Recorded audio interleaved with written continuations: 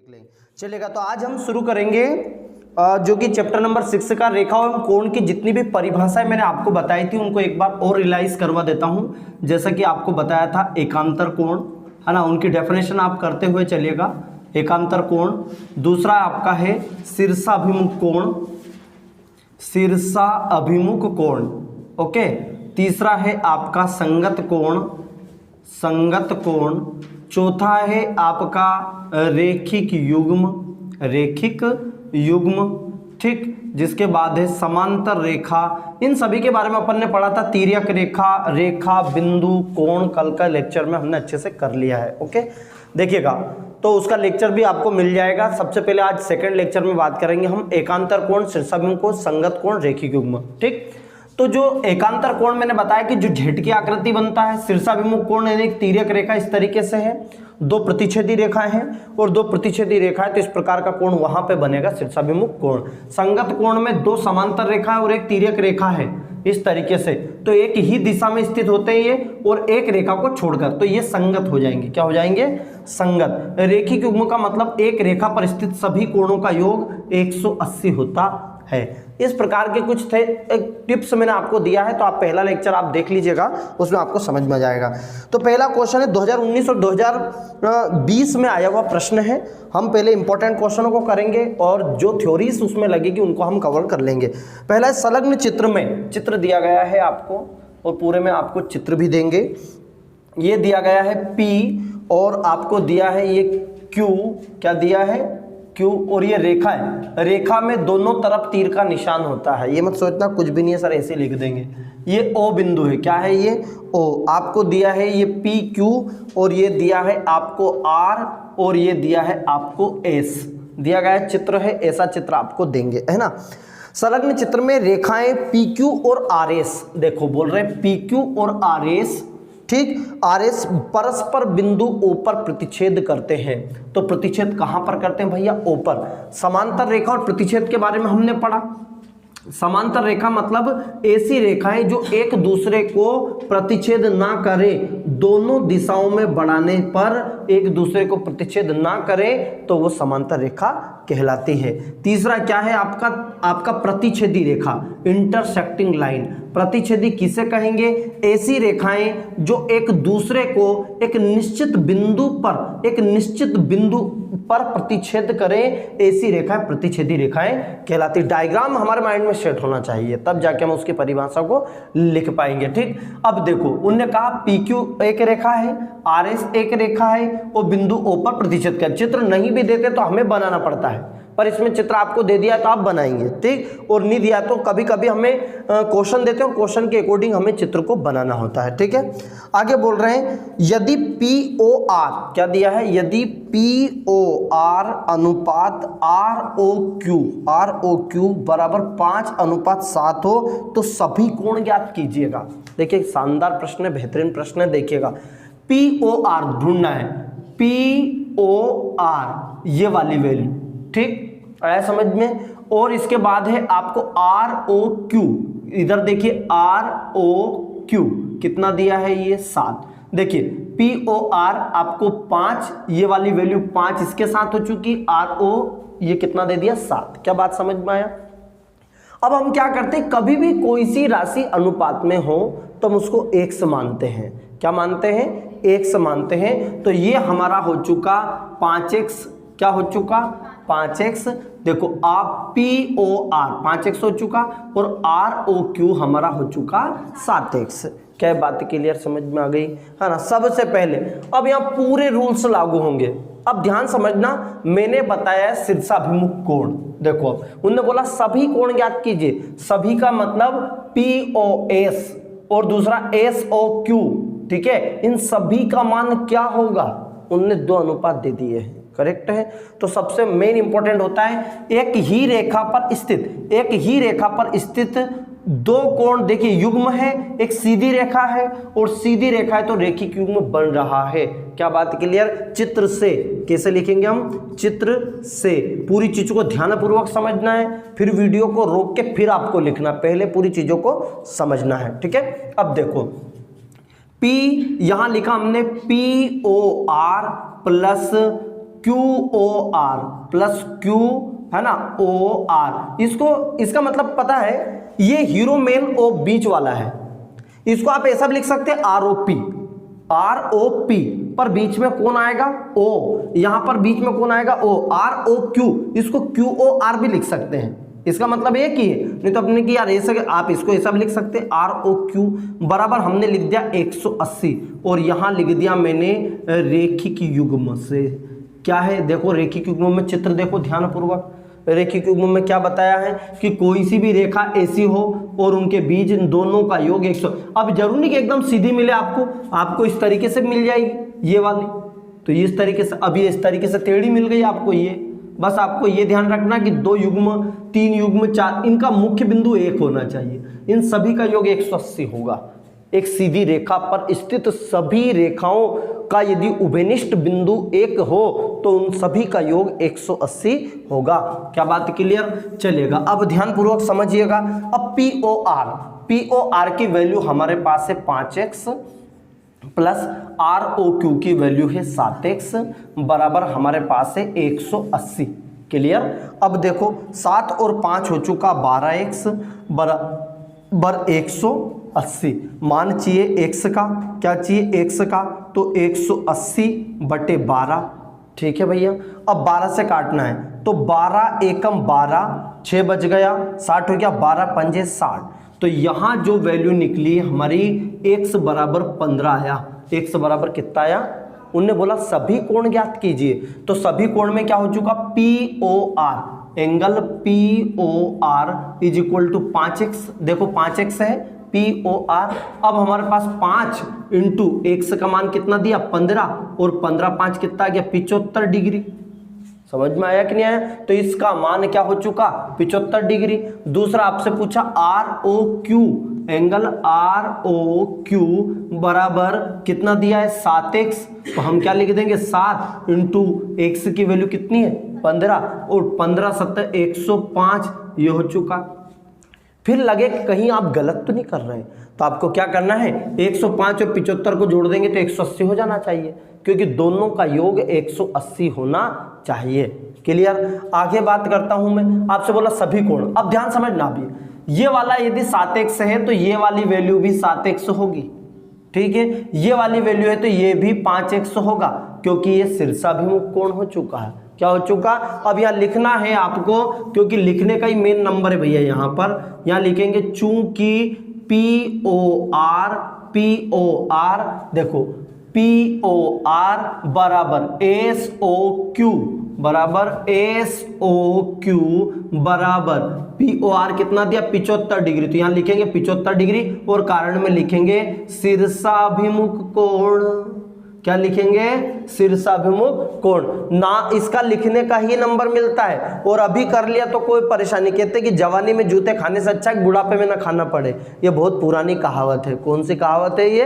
पुरानी। इसका मतलब ये होता है कि जो युवा अवस्था में जूते खाने का मतलब ये नहीं होता है, ये युवा मतलब ये होता है जूते खाने का मतलब किसी भी प्रकार की परेशानी, किसी भी परेशानी का सामना यदि हम कर ले, क्योंकि बुढ़ापे में ना तो शरीर साथ देता है, कुछ भी साथ नहीं देता है। तो इसलिए युवा अवस्था में जितने दचके खाने हैं, जितने गड्ढे खाने हैं, जितनी परेशानी झेलनी है वो झेल लीजिए, क्योंकि अभी आपकी उम्र है। इसके बाद बुढ़ापे में थोड़ी शरीर साथ देता है, उस समय तो शरीर ही साथ नहीं देता है, तो क्या कर पाएंगे आप? कुछ नहीं कर पाएंगे, दांत टूटते रहेंगे, चौपी कहते रहेंगे, ऐसे करते रहोगे। ठीक है, तो इसलिए अभी आप कक्षा 9वीं में यदि आप कर लेते हैं इनको, तो ये मान के चलो कि कक्षा 10वीं में कोई परेशानी आपको नहीं आती है। क्लियर? और नहीं तो बार बार आपसे सर बोलेंगे, ये तो आप जानते ही कक्षा 9वीं में पढ़े होंगे, और हम भी शर्म की वजह से कहीं नहीं के तो बुरी नहीं लग जाएगी, और हम भी कहते हाँ सर हम जानते हैं, और जबकि जानते ही नहीं है उसको, क्योंकि शर्म इतनी होती है। क्लियर है? पर ये तो डिजिटल भारत है, इसमें तो क्या है कि नहीं याद है तो धीरे से मैसेज कर दो सर नहीं याद।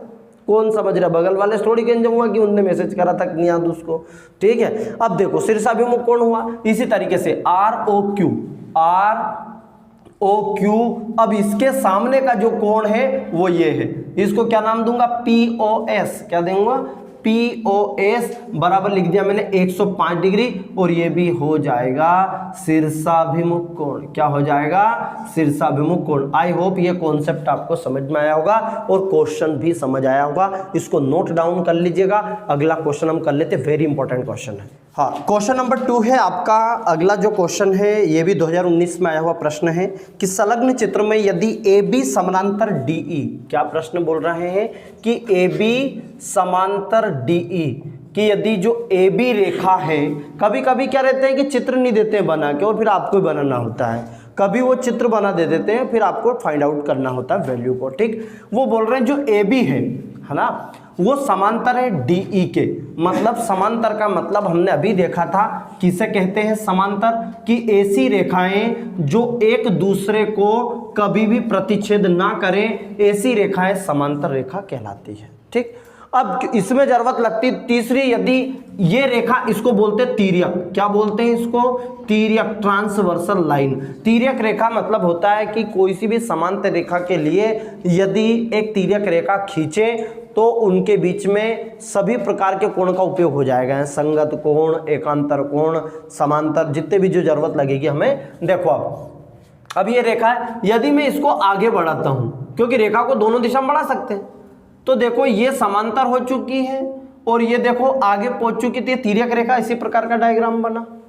क्लियर है? तो यहां आपको माइंडली सोचना है कि कौन सा यहां फार्मूला लगा।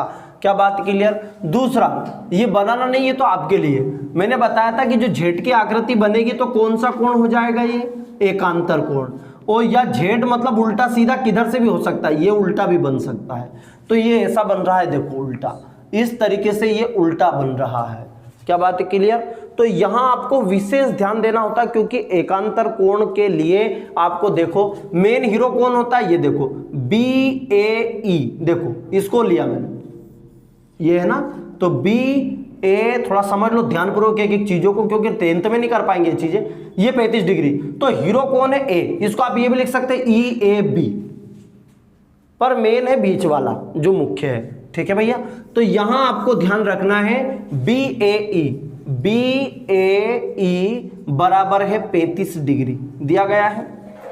BAE 35 डिग्री दिया गया है, करेक्ट है। अब यहां ध्यानपूर्वक समझ लीजिएगा कि चूंकि BAE बराबर एकांतर कोण सेम है, देखो DEA, देखो ये ऐसा बना है, ये D है, ये E है और ये A, कि सर बीच में C भी तो था, बिल्कुल था, लेकिन इसको यहां तक ही ले जाना है क्योंकि हम ऐसा लेके जा रहे हैं, ये वाला।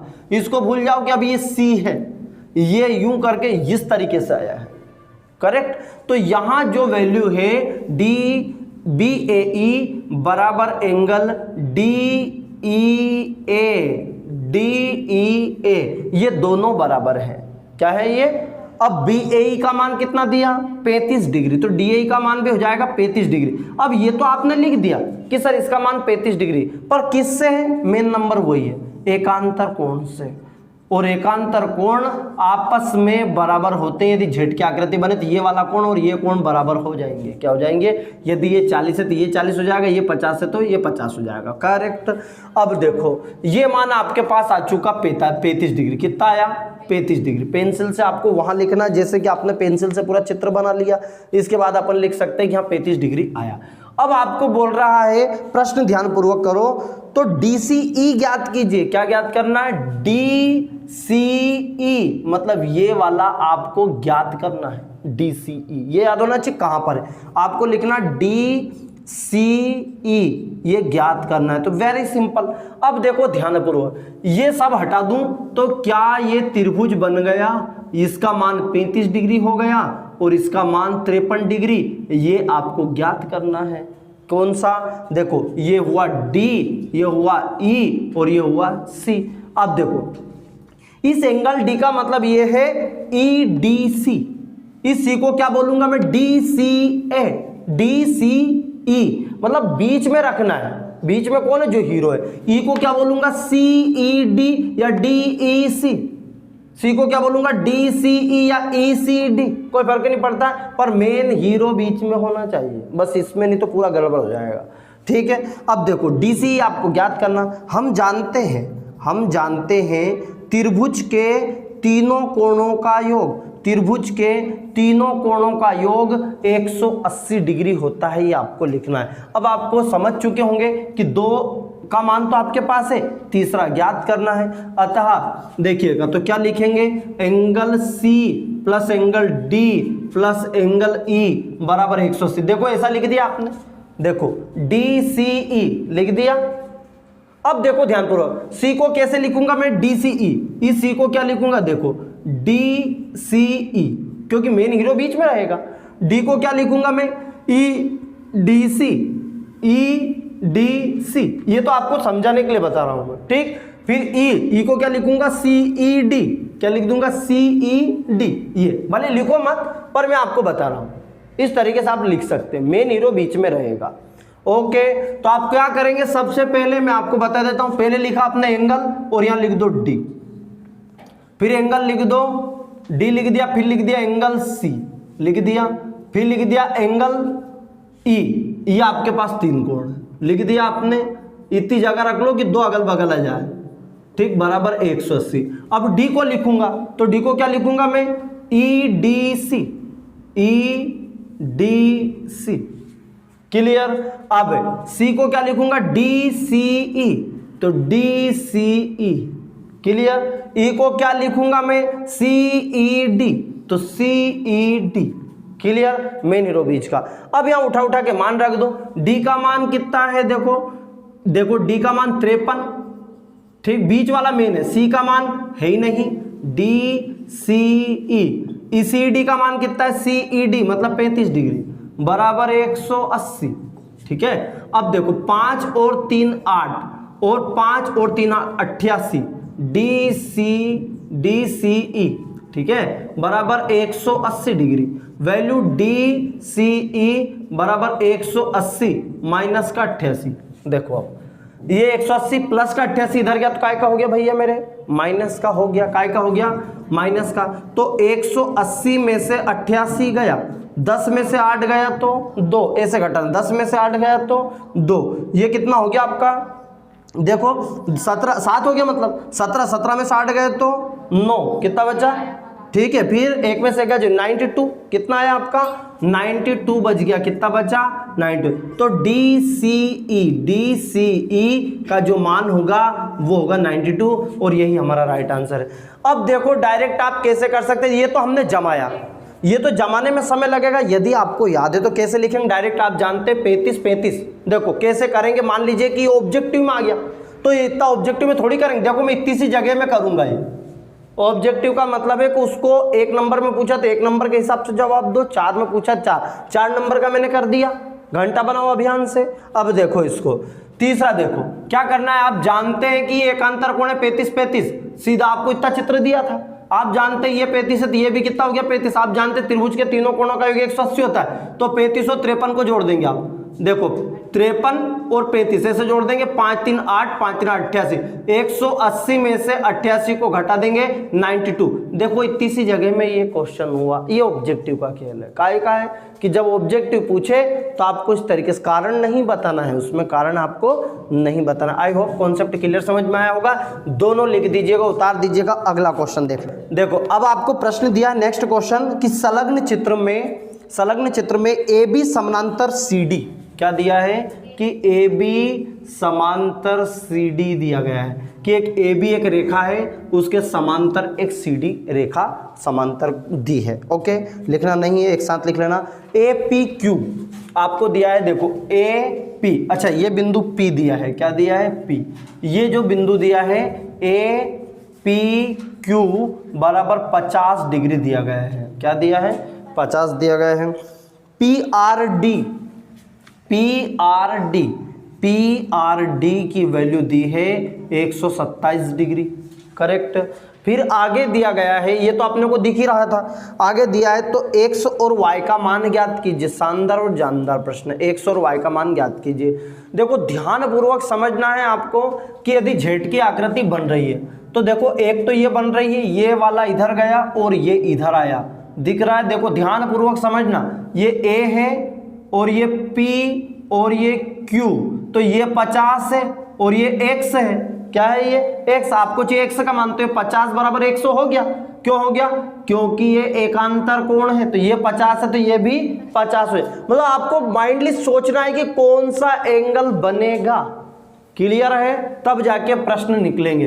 अब देखो यहां लिखेंगे हम, चूंकि x बराबर 50 डिग्री, क्या सीधा लिखना है आपको?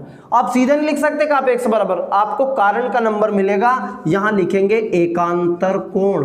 क्या लिखेंगे? एकांतर कोण, और ब्रैकेट लगा दिया, इसका नंबर मिलेगा मेन। क्या लिखना है? एकांतर कोण क्या है ये? x बराबर 50। दूसरा एक और क्या लिखेंगे? y का मान भी चाहिए। अब एक तो निकाल चुके हम, अब आप जानते हैं या तो आप x प्लस वाई बराबर 127 या सीधा लिखे। देखो इसको ध्यान पूर्वक देखें, ये वाला जो z बन रहा है, देखो ये इधर गया और ये इधर आया। देखो ध्यान पूर्वक, ये इधर आया और इधर गया। मतलब मैं आपको आकृति बना देता हूं तब जाके सोच पड़ेगी। a और ये लिख दिया मैंने p, और ये लिखा मैंने r, और ये लिख दिया d। अब देखो ध्यान से, a p r d, ये z की आकृति बना। z का मतलब ये z तो ये तो अपन बनाते हैं, पर यदि ये यहां भी है तो भी ये z है, ये ऐसा भी बने तो भी z है। क्लियर? उल्टा, अब यदि मैं इसको उल्टा करूं तो ये कैसा बन जाएगा? वो यहां से आ जाएगा, जैसे अभी इधर से आ रहा था अब इधर से आ जाएगा, ये इस तरीके से बनेगा। ये क्या बात क्लियर? जेड की आकृति हमारे ऊपर डिपेंड, ये इस तरीके से बना सकते हैं, ये इधर गया और ये इधर आ गया। क्लियर? उल्टा हो या सीधा जेड बनना चाहिए। ठीक, अब देखें ये जो आकृति, तो ये जो मान है ना, यहां पर एक बीच में एक रेखा भी गई है, लेकिन इसके लिए जो गई है यहां पर एक बीच में रेखा आ चुकी है, तो हमें उससे मतलब नहीं। पर ये जो पूरा मान है इस पूरे मान के बराबर है, समझ में आया? अब ये जो मान है ये 127 डिग्री है, एकांतर कोण है, पर ये कितना है? यहाँ 50 है और ये y है, पर ये दो जोड़ दूं 50 प्लस y, तो यहां लिखना, ये तो मैंने आपको समझाने के लिए बताया है। क्या लिखेंगे आप? 50 प्लस y, 50 प्लस y बराबर 127 डिग्री, और लिखेंगे आप एकांतर कोण। क्या लिख देंगे? एकांतर कोण। क्या बात क्लियर है? समझ में आया? अब देखो y का मान चाहिए, प्लस का 50 इधर गया तो माइनस का हो गया। ठीक है भैया, 7 का 7 ही, 12 में से 5 गए तो 7 बचा, 77 डिग्री, तो y का मान आ गया 77 डिग्री। बस यही निकालना आता है, x बराबर 50 डिग्री, y बराबर 77। सिंपल है। चित्र देखने के लग रहे हैं ऊंची दुकान फीका पकवान, एक दो बार आप करने लगोगे सबसे सरल यही लगेंगे। नेक्स्ट क्वेश्चन है, ध्यानपूर्वक समझ लीजिएगा कि ये चित्र दिया गया है, ये 18, 19, 20, 22 एक साल ने आया जो भी कोविड-19 में, और उस समय परीक्षा हुई नहीं तो ये उस साल भी आता, मतलब इस बार भी आएगा। ठीक है, बहुत ही सरल, दुनिया का सबसे गरीब सवाल है ये, पर समस्या ये है कि अपने पास कॉन्सेप्ट स्ट्रॉन्ग होने चाहिए। क्या क्लियर? अब देखो ये आपको बोला है x और y का मान ज्ञात कीजिए, तो सबसे पहले देखो x और y, ये 50 प्लस x एक ही रेखा पर स्थित है और एक ही रेखा पर ऐसे है ये, और ये बन जाता है रेखिक युग्म। क्या बन जाता है? क्लियर है? अब देखो 50 प्लस x बराबर मैंने लिख दिया 180, और आप लिखेंगे रेखिक युग्म। क्या लिख देंगे? रेखिक। भाई इसका लिखने का नंबर है। क्लियर है? नहीं तो अपन ने लिख दिया हो, सूझ तो पड़ रही। x का मान चाहिए 180, प्लस का 50 इधर गया तो माइनस का, और x बराबर 180 में से 50 जाएंगे तो 130 डिग्री। x का मान तो आई गया, हमें क्या चाहिए अब? y का मान। y ढूंढो कहाँ पर है? अब देखो सिंपल दे दिया रे कॉन्सेप्ट। देखो ध्यान पर, या तो आप x या y, देखो x या y एकांतर, देखो आप ध्यानपूर्वक समझ में आ रहा है। ठीक है, अब पर सबसे पहले कि एकांतर तो, पर ये तो पता चले कि y का मान कितना, या तो आप सीधे एकांतर लिख दो या सीधा लिख दो ना, ये प्रतिच्छेदी रेखा हो तो क्या बनता है? शीर्षाभिमुख कोण। और यहां लिख दूंगा मैं सीधे y बराबर 130 डिग्री, और ये लिख देंगे हम शीर्षाभिमुख कोण, शीर्षाभिमुख कोण, और ये नंबर मिल गया। बस आंसर। क्लियर था? सरल था, सबसे सरल था। चलेगा, अगला क्वेश्चन दिया है सेम 2020 में आया हुआ क्वेश्चन है। सेम मतलब समांतर रेखा से संबंधित प्रश्न सबसे ज्यादा आते हैं, ध्यानपूर्वक समझिएगा। रेखा दी है आपको ए बी पूरा दिया गया है, ये 45 डिग्री दिया गया है और ये मान आपको x दिया गया है और ये आपको y दिया है और ये आपको 135 डिग्री दिया गया है और ये z दिया गया है। ठीक है, ये आपको z भी दिया गया है। आपको बोल रहा है कि x y z के मान ज्ञात कीजिए। सिंपल सा फैक्ट है, मान कुछ भी हो ये तो देखने का कोई काम ही नहीं है, बस रेखा बना दीजिएगा। ये लिख दो a, ये लिख दो b और ये लिख दो c और ये आ गया d। Correct, same to same प्रश्न देखना आप। अब आप समझ चुके हैं। यहाँ देखें 45 प्लस x, देखो सेम था आपका 50 प्लस x, इसलिए इसी के साथ हमने लिया है। तो अब भी 45 प्लस x बराबर मैंने लिख दिया 180। 45 प्लस रेखिक युग्म, क्या लिखेंगे? रेखिक युग्म। क्लियर। अब देखो 45 प्लस का 45 उधर गया तो ये माइनस का हो गया मेरे भैया। क्या बात क्लियर है? अब देखो x का वैल्यू 10 में से 5 गया तो 5, 7 में से 4 गया तो 3 हो गया। ठीक है, 7 में से 4 गया तो 3 और ये कुछ बचा 1 का 1, 135। इधर कितना बच रहा था? 130। 5 लगभग एक जैसा है, लिखना नहीं एक साथ लिखना है। ठीक, क्योंकि लिख के करेंगे क्या? किताब है 15, 20 रुपये, 30 रुपये, 50 रुपये की आती है, उसमें आप लिख सकते हैं। जरूरत क्या है? समझने का। ठीक है ना? तो इधर देखिए, तुम्हें पता है यदि ये सब कुछ होता तो अपन घर पे रहते, कोई भी प्राइवेट स्कूल में 33-40 हज़ार नहीं लगाता इन सब चीज़ों को समझने के लिए। 20 रुपये में काम हो रहा था। तो लिखने पे ज़्यादा फोकस नहीं, समझने पर फोकस होना चाहिए। क्या बात के लिए? समझ में आए तो लिखो, नहीं तो लिखने का कोई मतलब नहीं है। क्लियर है? आगे देखते हैं। 135 डिग्री आ गया। अब भैया y पे चलते हैं। देखो y, तो y बराबर तो मैं सीधे लिख दूंगा 135, जैसे देखा यहाँ लिखा था मैंने y बराबर 130। तो यहाँ कारण लिखना है शीर्षा अभिमुख कोण, वर्टिक्स अपोजिट एंगल भी लिख सकते हैं, शीर्षाभिमुख कोण। और मैं भले उर्दू में लिख रहा हूँ पर आप हैंड राइटिंग सुपर लिखेंगे। क्लियर? मेरे को जल्दी, तुम्हें काहे की जल्दी भैया? ठीक है, आराम से लिखो। तुम्हारा टाइम बचाने के लिए मैं थोड़ा जल्दी कर रही हूँ, नहीं जमा के लिखता, आप आराम से लिखेंगे। दूसरा, अब आपको z निकालना, ध्यान से देखना। ये वाला और ये दोनों वैल्यू रेखिक युग्म बन रहा है। क्या बन रहा है? रेखिक। या आप ऐसा काम कर सकते हैं, ये भी लिख सकते हैं y प्लस जेड। देखो आप लिखो, चूंकि लिख सकते हैं, ये इधर लिख देता हूँ। इतने भाग में ध्यान रखना पर किधर से किधर गए, इधर से इधर आए हैं। लिखेंगे y प्लस जेड बराबर 180 और आप लिखेंगे रेखिक युग्म। क्या लिखेंगे? रेखिक युग्म। के बात क्लियर? y plus Z. अब y का मान देखो 135 दिया है, 135 प्लस जेड बराबर 180। मान चाहिए जेड का, तो 180 माइनस 135। क्या बात? प्लस का 135 इधर गया तो माइनस का हो गया। 10 में से 5 गया तो 5, 7 में से 3 गए तो 4, अर्थात ये 45 डिग्री बचा। कितना बचा? 45 डिग्री। तो सभी का मान हो गया। आपसे पूछा था x y z का मान ज्ञात कीजिए। दोनों प्रश्नों को उतार लीजिए, वेरी मोस्ट है।